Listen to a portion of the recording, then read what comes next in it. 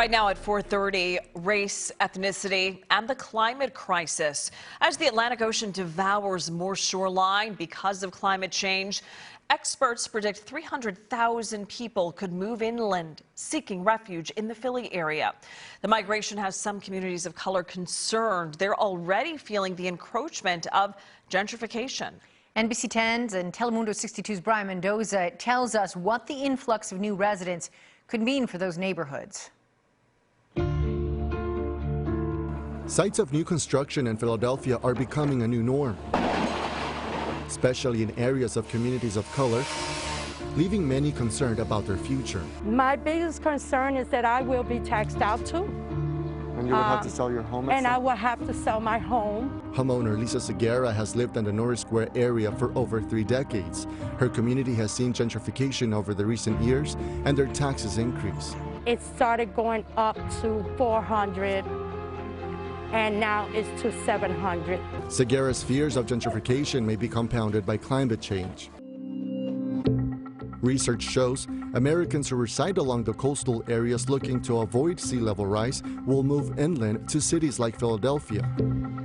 Philly, to the whole metropolitan area, could see an increase of about 300,000 people moving into it by the end of the century because of climate change, because of sea level rise. Matt Hauer is a professor at Florida State University. Hauer says people from Boston, New York, and D.C. could head this way, but he also says about 160,000 people will move out of Philly, leaving the net change of around 140,000 people. But it's who may be coming and going that's raising concerns about affordable housing.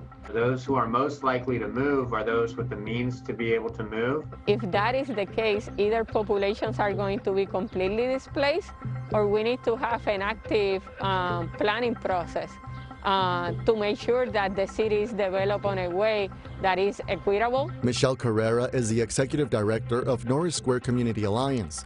It's a community development corporation with a mission to improve the neighborhood. She says the area has caught the attention of new home developers. We have seen a big change, especially in our communities of color. Carrera says many neighbors bought their homes years ago for around $30,000 or less. The average new home price is now between $300,000 to $400,000. Longtime Norris Square residents are priced out of buying the new properties. The median household income is $37,000. Carrera is concerned climate change could widen Philly's equity gap. Originally, you could see a lot of Latinos living in the area of Northern Liberties. We are already being gentrified from that area or the area of Fishtown. She hopes local government has a plan. There's a lot of uncertainty out there in the planning process. Brett Fusco is with the Delaware Valley Regional Planning Commission. He believes the area can absorb the numbers in Hauer's report, but says the agency hasn't fully looked into the issue. However, he does recognize a potential problem. There would definitely be localized hotspots where there may be some bigger impacts and implications as a result of climate change, as a result of increased migration into the region. And whether the issue is climate change or gentrification, he says the DVRPC wants to keep people in their homes.